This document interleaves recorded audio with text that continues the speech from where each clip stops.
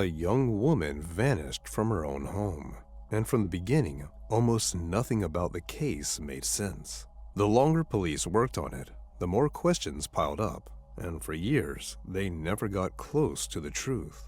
Then, a retired investigator started covering the story on his podcast, and once he began going through the case, everything changed. What came out stunned the whole town, and eventually led to an answer no one was ready for.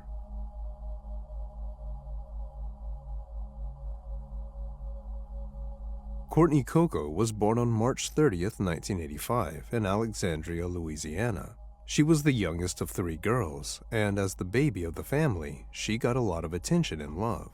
Courtney was especially close to her father, but when she was just 8 years old, he died suddenly, and the loss hit her incredibly hard. Despite that, she helped with the funeral arrangements, and she even chose the spot in the cemetery where he would be buried. After that, she told her family that someday she wanted to be buried next to him. As a kid and teenager, Courtney was very active. She played baseball and softball, joined the cheerleading team, and was already involved in gymnastics. And even before she finished high school, Courtney started taking classes at a college in a nearby town. She became interested in forensic science, and before long, she was seriously thinking about building a career in that field. She loved writing out the details of different crimes on paper and then solving them step by step, almost like she was working through a real investigation. After high school, Courtney's older sister helped her get a job as a receptionist at a local dental office. Around the same time, Courtney wanted a little more independence, so she rented a small house and moved out of her mother's home. Still, she stayed very close to her mom and visited whenever she could. On Friday, October 1st, 2004, Courtney stopped by her mother and stepfather's house to see them before the weekend. They were getting ready to go camping, so her mom asked Courtney to feed the dogs while they were gone. She also told Courtney to use the milk and bread that were still in the refrigerator so they would not go bad. But when Courtney's mom came home on Sunday evening, she noticed something strange almost right away. The dogs' bowls were empty, and they were acting like they had not been fed in a while. The milk and bread were still sitting in the refrigerator too, and the whole house looked as if Courtney had never come by at all. Even then, her mother did not panic. Courtney was 19, and her mother thought maybe she had gotten caught up with friends or had just been busy with work. She also assumed Courtney must have fed the dogs at least on Saturday, or maybe even earlier that morning. So she pushed the thought aside and went on with her day. But the next day, Monday, Courtney's mother got a phone call. It was Sergeant Green from the local police department. He asked if Courtney was home, and her mother told him that Courtney lived on her own. Then she asked him what was going on. The sergeant explained that he had just been contacted by officers from a small town called Winnie in Texas, almost 180 miles from Alexandria, and police there had found the body of a young woman. She had no ID on her and nothing else that clearly identified her, except for a ring on her finger. It was engraved with the name of Alexandria Senior High School, along with one name, Courtney Coco. Courtney's mother refused to believe the body could be her daughter. She told the sergeant there was no reason Courtney would have been that far from home, and she had absolutely no connection to Texas. Then, she remembered something else. Just a few weeks earlier, someone had broken into Courtney's house several times and stolen different things. So her mother immediately thought Courtney's class ring may have been one of the stolen items, and that somehow it had ended up in Texas with a complete stranger. In fact, those burglary reports were the reason Sergeant Green had found Courtney's mother's phone number in the first place. When he entered Courtney's name into the department's system, those reports came up. But he also told her that police in Texas still had not been able to identify the young woman, because the ring was the only real clue they had. According to the detective, earlier that morning, a farmer in Winnie had been driving his tractor past an abandoned building when he thought he saw a human body inside. He reported it to police, and one of the local detectives who lived nearby headed out to check the area. At first, he thought the farmer may have been mistaken, or that he had seen something else and only thought it was a body. Murders were almost unheard of in their small town, so the detective had a hard time imagining that this could really be what it sounded like. But as soon as he pulled up to the abandoned building, he realized the farmer had been right.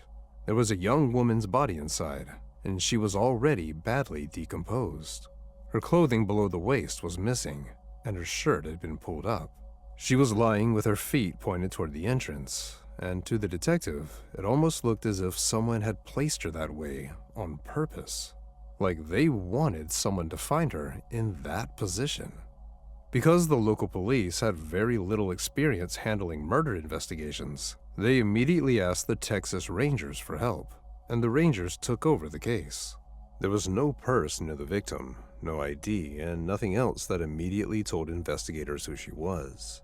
The only things crime scene technicians found were tire tracks near the abandoned building, a few shoe prints left in the dust on the floor, and a beer bottle, although they had no way of knowing yet whether the bottle had anything to do with the crime. Detectives also noticed that the body was in an advanced state of decomposition, but at the same time, they had serious doubts that she had been lying in that building for several days. People drove past the place regularly, and police believed that if the body had been there that long, someone would have noticed it much sooner. So the scene seemed to point in one direction. The young woman had likely been killed somewhere else. After that, her body had been brought to the abandoned building by a car and placed with her feet facing the entrance. The lead detective believed the killer may have been trying to make the scene look like a sexual assault, which made him wonder if the real motive had been something else entirely. Another strange detail was that there were no obvious signs of injury. The medical examiner looked over the body and found no visible wounds, no signs of strangulation, and no clear trauma that explained how she died. After Courtney's mother got the call from police, she started calling relatives and people Courtney knew, trying to find out if anyone had seen her over the weekend. To her horror, she realized no one had heard from Courtney since late Friday night. Then, she thought back to the empty dog bowls and the food still sitting in the refrigerator, and her panic only got worse. Still, she kept hoping that was all some terrible misunderstanding, and that her daughter was okay. Detectives in Texas asked for someone from Courtney's family to come to the morgue and identify the body, but neither her mother nor her sisters could bring themselves to do it. In the end, Courtney's uncle decided to make the trip to Texas. Her mother told him that Courtney had a butterfly tattoo on her back and had recently gotten braces, and then he went to the morgue while the rest of the family gathered at Courtney's mother's house, waiting for news. When the phone finally rang, Courtney's mother was too afraid to answer it, so her sister picked up. After a short pause, she turned to the family and said they needed to start preparing for a funeral. That confirmed what everyone had been afraid of. The young woman found in Texas was Courtney. Detectives were still waiting for the medical examiner's reports, which they hoped would explain how she had died. But in the meantime, they began trying to retrace Courtney's final movements. The biggest question was how she had ended up so far from home. So investigators started at her house. The first thing they noticed was that Courtney's car was gone. Then, they saw that all the doors were locked, and there were no signs that anyone had forced their way inside. In the living room, detectives found dominoes laid out on the table, along with a beer can and an ashtray. There was also a notebook with 3 names written inside: Courtney, Jackie, and Lewis. It looked as if Courtney had been sitting there playing with friends, then simply left everything where it was. Other than that, the living room looked normal. There was nothing there that immediately stood out as suspicious. But when detectives went into the kitchen, they saw that the trash can had been knocked over, which could have been a sign of a struggle. Then, they got to Courtney's bedroom, and that was where things became more troubling. Her clothes were on the floor, including her jeans and her sneakers. Since none of these items had been found on her body, investigators began to wonder if Courtney had been killed in her bedroom, then carried out to her car and driven to Texas. The blanket was missing from her bed, and the shower curtain was gone from the bathroom. Detectives believe those items may have been used to wrap her body so it could be carried out of the house without drawing attention. They also found a small safe under the bed. It was open, but instead of money inside, there was only an empty cigarette pack. Because of that, police started looking at a possible financial motive, and they also considered whether Courtney's death could be connected to the earlier break-ins she had reported. But there was an obvious problem with that theory. Those earlier incidents involved someone breaking into the house, while this time it looked as though Courtney may have let the killer in herself. There were no signs of forced entry, and based on the scene, it seemed possible Courtney had been in bed when she was attacked. That would mean the killer was already inside the house, and to detectives, that strongly suggested Courtney knew the person. Investigators went to speak with Jackie and her boyfriend, Louis, whose name had been written in the notebook on Courtney's table. Jackie was Courtney's best friend, and she said they had spent Friday evening together. According to her, she and Courtney met up around 7 p.m., then went to the restaurant where Louis worked. After his shift ended, all of them went back to Courtney's house, where they played dominoes and talked. Jackie said Courtney seemed completely normal that night, and nothing about her behavior felt strange. Then, Jackie said Courtney drove her and Louis home at around 2:30 in the morning. The next day, Courtney was supposed to pick Louis up and take him to work, but she never showed up. Detectives did consider the possibility that Jackie or Louis could have been involved, but from the very beginning, that theory did not seem very likely. Jackie had brought her children along that night, and they were at Courtney's house the whole time.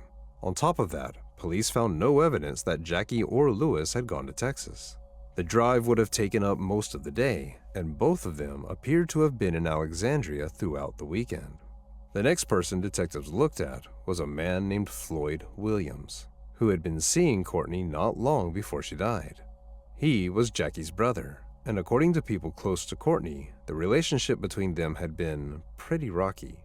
They were constantly breaking up and getting back together, but detectives soon learned that was only part of the story.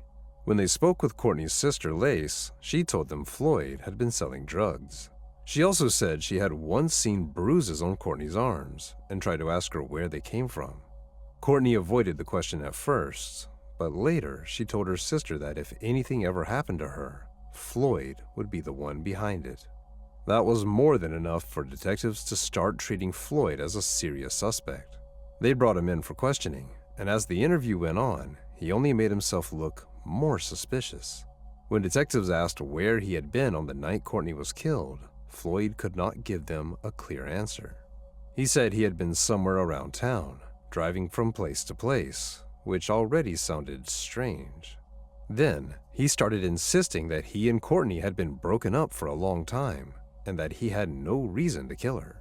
At the same time, detectives learned that Floyd was now seeing another woman, and that led to one interesting detail. When police looked through Courtney's phone activity, they saw that the last call from her phone had been made to that woman's number. So investigators began wondering if there could have been some kind of love triangle, and whether the motive might be hiding somewhere in that part of Courtney's life. The fact that Floyd already had a criminal history tied to drugs only made him look more suspicious. Still, Floyd denied having anything to do with Courtney's death, and without solid evidence, detectives could not move any further. They took his fingerprints and a DNA sample, then kept looking for other possible suspects. Before long, police learned about another man named Fred, who had also dated Courtney not long before she died. During questioning, Fred said that the relationship had never been very serious, and that he had no reason to hurt her. He also agreed to give detectives his DNA and fingerprints, and after that, he was let go. Then, sometime later, detectives got a new lead. Courtney's SIM card suddenly showed activity in Houston, about 60 miles from the place where her body had been found. Police traced the phone activity to an apartment building in one of the city's more dangerous neighborhoods. They still could not tell exactly which apartment the phone was in, but they got lucky. When officers arrived at the building, they saw a teenager in the hallway, and the moment he noticed them, he took off running. Officers caught up with him and found Courtney's phone in his pocket. The teenager insisted he had nothing to do with the murder and said he had bought the phone from 2 local criminals. He also said that he had been driving a dark green car, and detectives immediately wondered if it could be Courtney's missing vehicle. Detectives put out an alert for the car, and a few days later, someone called in with a tip. A similar car had been spotted in the same area, and police quickly confirmed it was Courtney's. It turned out that ever since the murder, her car had basically been sitting abandoned on the streets of that neighborhood, where different people had been using it whenever they wanted, including for drug dealing. Police tried to find out who had originally abandoned the car there, but they were never able to identify them. Several people said they had seen 2 men driving it, but no one was ever able to identify them.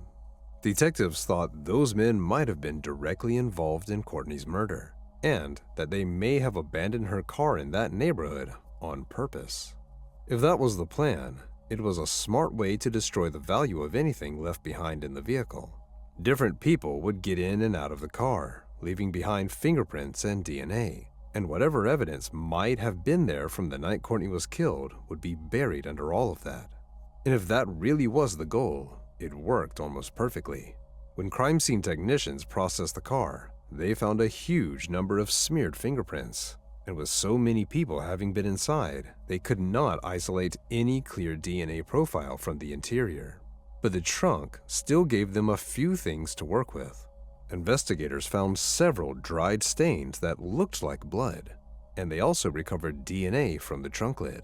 When experts compared that DNA to samples collected from different suspects, they got a match.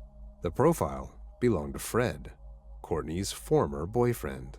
Detectives brought Fred in for questioning right away, but he continued to deny having anything to do with Courtney's death. When they told him his DNA had been found on the trunk lid, he said there was a simple explanation.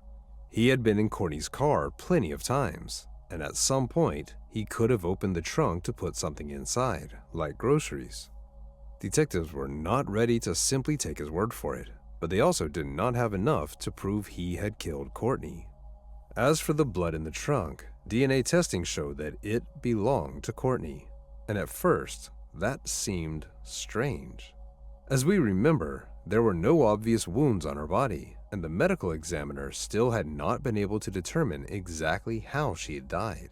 Since then, detectives had been waiting for a more detailed medical report, and several weeks after Courtney's body was found, the results finally answered some of the biggest questions in the case. First, there were no signs of drugs or large amounts of alcohol in her system, which ruled out the possibility of an overdose. And second, despite the way her body had been found, experts found no evidence that she had been sexually assaulted. That only made detectives more convinced that the killer had staged the scene on purpose, trying to make the police think the case was about sexual assault and pull the investigation in the wrong direction. As for the cause of death, experts came to the only conclusion that seemed to fit. Courtney had been suffocated. But whatever the killer used had not left the kind of clear marks they would normally expect. It may have been a pillow or even just a hand over her mouth and nose, and because of the condition of her body, any marks on her face would have been impossible to see. There was still one question experts could not explain at first. Why was Courtney's body in such an advanced state of decomposition? She had been found only about 2 days after her death, so they expected her body to be in a much better condition. But once investigators found her blood in the trunk of her car, the pieces started to come together. They believed Courtney's body had been transported in the trunk and may have stayed there for some time. Under the hot Texas sun, the temperature inside the car could have climbed well over 100 degrees, which would have caused her body to decompose much faster. But none of that brought detectives any closer to finding out who was responsible, and for months, the investigation made almost no progress. About 1.5 years went by like that, and Courtney's family became more and more frustrated because they felt police were not doing enough to solve the case. They blamed Sergeant Green, who was leading the investigation, and accused him of being unprofessional and not doing enough to solve the case. Eventually, the family started looking into things on their own. They tried to collect evidence, talk to witnesses, and find any information that might point to the killer. Every so often, they would pass along what they thought were promising leads, and police would check them out, but each one ended in another dead end. Then, one day, the phone rang in Sergeant Green's office. When he picked up, the caller said only 3 words: "Follow the money," and then the line went dead. Green thought the call was strange enough that he asked other officers to trace it, and to his surprise, they found out it had come from the home of Courtney's grandfather. He started looking into the tip, and before long, he uncovered something no one had told him before. When Green went through Courtney's finances, he found large payments being sent in her name, and he was quickly able to trace where they came from. Not long before Courtney's father died, he had lost one of his legs in a workplace accident. As part of the settlement, his employer agreed to pay him a substantial amount of money over several decades. But after his death, Courtney became the only beneficiary. The reason was simple. He was not the biological father of Courtney's 2 older sisters. They were from her mother's previous marriage. Because Courtney was only 8 years old when her father died, her mother controlled the payments for the next 10 years. But once Courtney turned 18, the money started going directly into her own account. Sergeant Green learned that she was receiving $1,500 every month, plus a much larger payment every 5 years. And just a few weeks before she'd been killed, Courtney had received $20,000, and she had taken that money out in cash. That immediately made Green think about the empty safe under Courtney's bed. Suddenly, the pieces began to fit together. Maybe the real target had been that money, because Courtney almost certainly had not spent all of it in just a few weeks. But that raised 2 important questions. Who in Courtney's life knew she was receiving those payments? And why had no one in her family told police about the money during a 1.5 years of investigation? Green began looking at the case from a different angle, and now Courtney's family's behavior started to bother him.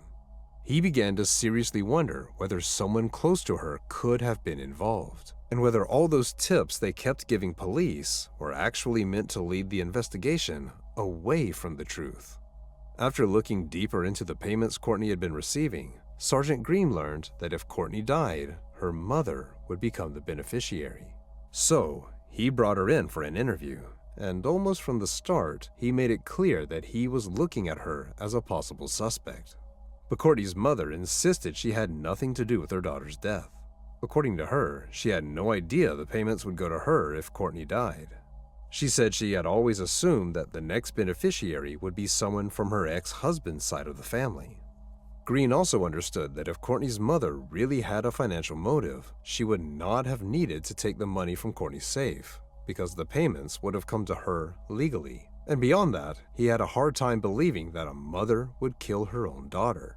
What he suspected, more than anything, was that she knew more than she was saying, but Courtney's mother kept insisting she was telling the truth. So Green shifted his attention to Courtney's sister, Lace. As we remember, she was the one who had told police she had seen bruises on Courtney's arms, and that Courtney had once said that if anything happened to her, Floyd would be behind it. The problem was that detectives had never been able to confirm that story. Green also learned that Lace had a criminal history, including charges connected to robbery and assault. At that point, he began seriously wondering whether Courtney's sister could have been involved. He asked Lace to come to the station, telling her there had been new movement in the case. But once she was in his office, Green began questioning her. Lace denied anything having to do with her sister's death, and she even agreed to take a polygraph test. But as soon as the examiner asked whether she had killed Courtney, Lace broke down crying, ripped off the sensors, and ran out of the room. That looked extremely suspicious. But the next day, Lace came back to the station and agreed to take the test again. This time, she answered every question, and the examiner found no signs that she was lying. Lace explained that she had a medical condition and needed to take medication for seizures, but because the interview had gone on so long and because she was under so much stress, she had missed a dose. Even then, Sergeant Green still did not fully trust her. To him, Lace's behavior felt strange. He thought she answered questions too reluctantly, too carefully, almost as if she was not really interested in helping police solve her sister's murder. But there was nothing he could do, because there was not a single piece of evidence tying Lace to the crime.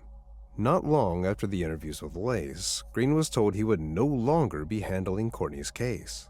It turned out that Courtney's mother had gone to the police chief and complained about the way Green was treating the family, saying he had crossed the line and was harassing them.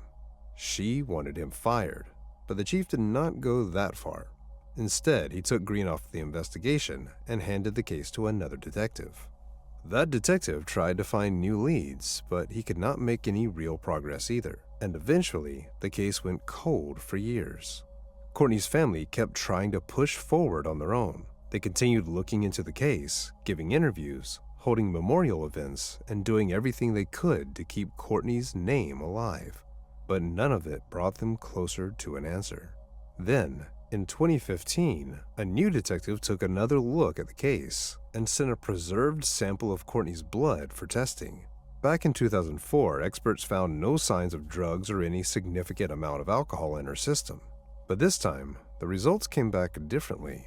They showed traces of powerful prescription medication, along with a high level of alcohol. Based on that dangerous combination, the medical examiner concluded that Courtney may not have been suffocated after all, and her cause of death may have been an overdose. For Courtney's family, that was a complete shock. For years, they had never seriously considered that possibility, and now, detectives were telling them that, because of this new finding, there was almost no point in continuing the investigation. But there were still major questions left unanswered. Someone had still moved Courtney's body to another state, and someone had still taken the money from her safe. Courtney's loved ones refused to believe the overdose theory, but for police, it was essentially the end of the road. So once again, the case slipped away. That went on for several more years. During all that time, Courtney's family kept pushing for someone to take another look at the case, and they tried to bring as much attention to it as they could. Then, in 2019, they reached out to a former state police investigator named Woody Overton. By then, Overton had retired and started a podcast, where he used his years in law enforcement to break down criminal cases in detail. Overton became interested in Courtney's story and started looking into it himself. Pretty quickly, he came to believe that the overdose theory made no sense. To him, it looked less like a real explanation and more like something police had leaned on because the investigation had gone nowhere. Then, he requested the case files, and as he went through them, he realized it would probably be almost impossible to solve Courtney's case without help from the outside. Overton believed someone out there had to know more than they were saying, so his goal became simple: get Courtney's story in front of as many people as possible and hope that someone would finally come forward with a real lead. He started releasing podcast episodes about the case in September 2019, and the series quickly became a huge topic in Alexandria. The podcast immediately brought Courtney's murder back into the conversation. Her old friends, acquaintances, and locals who remembered the case started talking about it online, sharing theories, and trying to piece together what had happened. But there were also people who clearly did not want the case moving forward. At one point, someone smashed the windows of Overton's car. Another time, someone cut the wiring inside it. Still, even with those obvious threats, Overton had no intention of stopping. Once the podcast was out, Overton received plenty of calls and messages. Most of the tips were vague and went nowhere. But then, about 3 weeks later, a real lead finally came through. A woman named Tiffany called Overton, and instead of offering him some vague theory or small piece of information, she told him something much bigger. She said she had known the killer's name for years, and she had no doubt the information was true. According to Tiffany, Courtney had been killed by her ex-husband's best friend, a man named Anthony Burns. She said that back when it happened, her husband, Seamus, had told her Anthony was the one behind the murder. because Anthony had admitted it to him himself. Overton understood that Tiffany's story could be the key to finally solving the case, but her word alone was not enough. For one thing, she was repeating something someone else had told her, and for another, there was an obvious question. If she had known this for years, why had she stayed silent for so long? So, Overton asked if she was willing to find out what happened to Courtney, and Tiffany agreed. He told her to meet with her ex-husband, turn on a recorder, and try to get him talking about the case. If Seamus said on tape that Anthony had killed Courtney, then they would finally have something much stronger than a secondhand claim. Tiffany agreed and did exactly what Overton asked. She brought up the new podcast and told Seamus that people all over Alexandria were listening to it. She said he needed to listen too, and asked him to tell the host what he knew about the person who killed Courtney. Seamus responded by saying it was Anthony Burns, and that he did not need to listen to any podcast because he already knew that for a fact. He even added that Anthony had done it for the money, and that Burns' mother had even washed the blanket he used to wrap Courtney's body. Altogether, Seamus said Anthony's name 16 times, and for Overton, that felt like the break the case had been waiting for. But there was something else on the recording too. One specific comment that made Seamus' story sound more credible, while also raising even more questions. When Tiffany asked how Anthony had killed Courtney, Seamus said he did not know, but then he added that her body had looked badly beaten and blue from her head down to her waist. Tiffany immediately asked him, "How do you know what her body looks like?" And at that point, Seamus hesitated. He said that he must have heard it somewhere in the news, but Overton quickly checked and found that that detail had never been released publicly. Part of Courtney's body really had turned blue after she died, but that information had not even been included in the official autopsy report. So Overton called Tiffany again and asked if she remembered where Seamus had been when Courtney was killed. That was when she remembered something strange. Seamus had been gone the entire weekend, and he never told her where he had been. He came home in the middle of the night on Monday, and when Tiffany went outside to meet him, she was hit by a strong, awful smell coming from him. At the time, she did not know how to explain it, but she said it smelled like death. Later, she also found women's underwear in his work trailer, next to a roll of plastic wrap.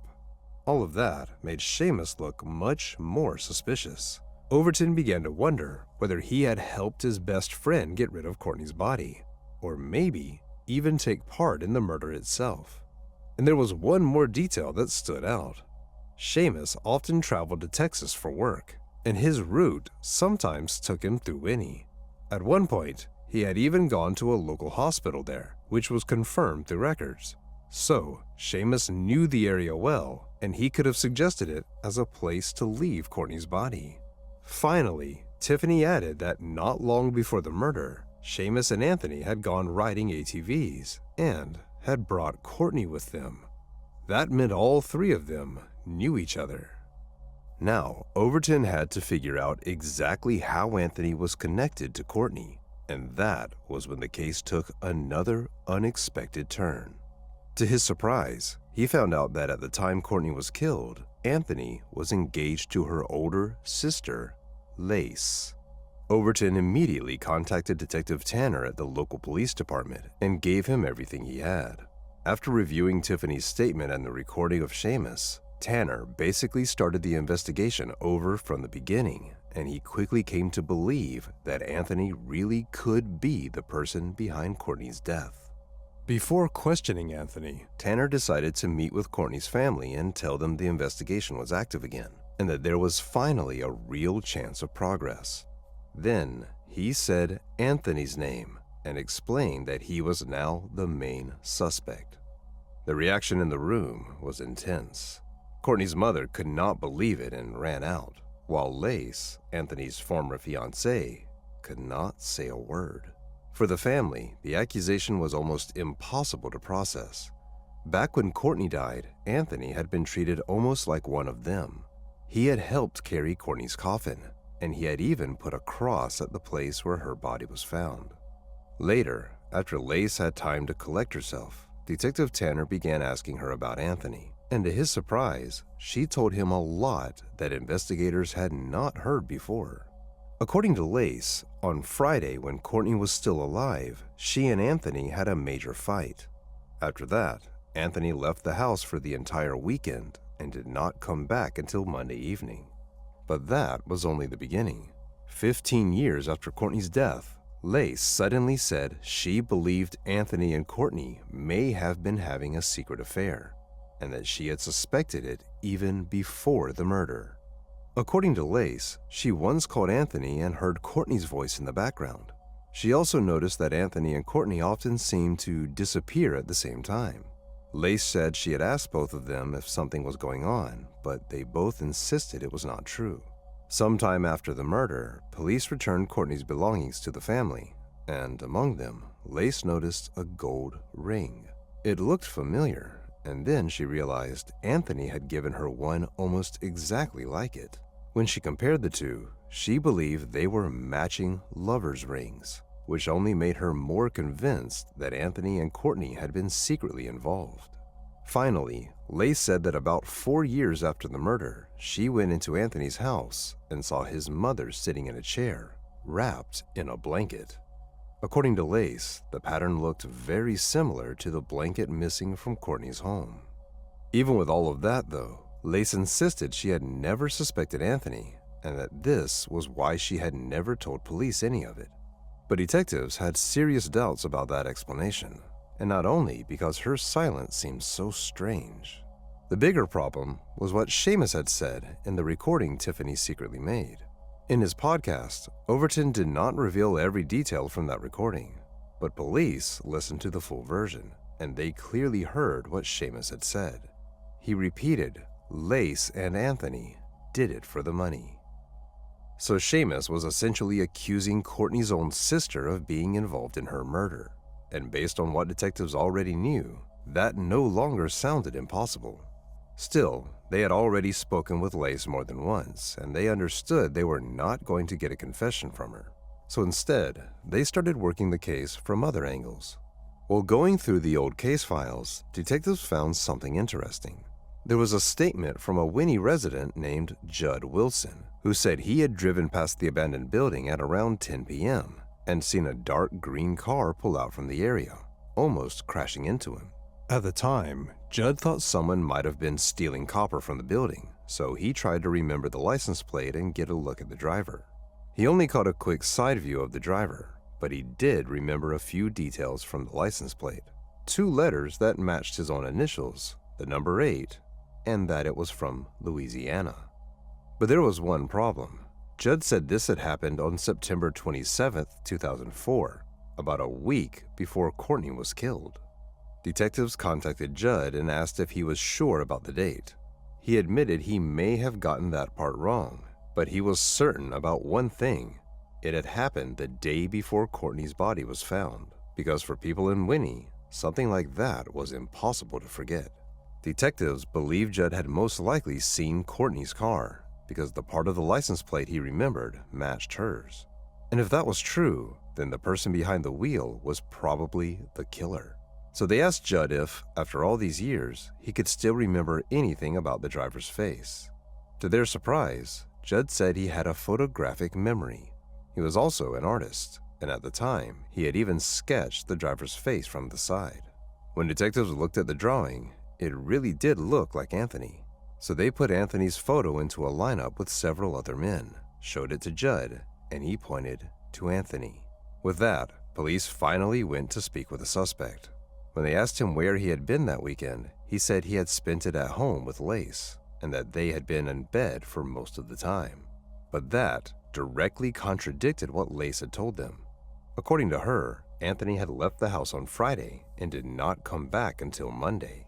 Detectives then asked Anthony to take a voice stress test, and he agreed. This method is not considered completely reliable, and it basically looks for changes in a person's voice that may suggest they are not being truthful. Anthony went through with it, but his answers to the key questions were flagged as deceptive. Even then, detectives still could not arrest him because they did not have enough evidence. But before long, they found something else. They were still digging through the old case files, and there were several boxes of them. And to their surprise, they found reports from several different witnesses who had told police that Anthony Burns had admitted to killing Courtney. He had allegedly said it to a woman he met at a bar and to one of his friends, and both of them had reported it to police. According to those statements, Burns said he had killed Courtney, and he even described how he strangled her, wrapped her body in a blanket, and took her to Texas. But at the time, police had not taken those witnesses very seriously. For one thing, they were not exactly considered reliable. They had criminal records and struggled with addiction. And, in both cases, Anthony had supposedly made those admissions while he was heavily drunk, so officers did not treat his words as solid evidence. Now, police had 3 different witnesses who said they had heard Anthony confess, along with Judd Wilson's statement identifying him as the man driving Courtney's car near the place where her body was found. So, with all of that together, prosecutors decided they finally had enough to take the case to court. Preparing the case took months, but in April 2021, 17 years after Courtney was killed, Anthony Burns was finally arrested. According to prosecutors, Anthony and Courtney really had been having a secret affair, and at some point, he may have found out about the large payment she had recently received. They also believed jealousy could have played a role. It was possible Courtney wanted to end the relationship, and that this became part of the reason he killed her. Prosecutors believed Anthony attacked Courtney in her bedroom and suffocated her, most likely with a pillow. After that, they said, he wrapped her body in the missing blanket and shower curtain, carried her body out to the trunk of her own car, and drove her to Texas. At the same time, prosecutors did not have enough evidence to charge Anthony's friend, who may have helped him move the body, or Lace, Courtney's sister. So their possible involvement was not part of the trial, and both of them testified as witnesses. Anthony denied having anything to do with Courtney's death, and his defense attorneys focused heavily on the fact that there was no physical evidence tying him to the murder. They also tried to discredit the witness and argued that police had not done enough to investigate other possible suspects, including Courtney's former boyfriends. The trial ended in late October, and the jury unanimously found Anthony guilty of second-degree murder. As a result, the judge sentenced him to life in prison without the possibility of parole. Right after that, his attorneys appealed the conviction, but the appeal was denied. The court agreed that the evidence against Anthony was circumstantial, but said when all of it was taken together, it was enough to support the verdict. So Anthony remains in prison serving a life sentence. The possible involvement of his friend or Courtney's sister was never proven, and officially, the case is now closed. Even so, Courtney's case never fully faded online. A lot of the debate still centers on Lace, whether she played a direct role in her sister's murder, or whether she really had no idea what her fiancé had done. Share your thoughts on this story in the comments section, and don't forget to press the like button if you enjoyed my video. Thank you for watching.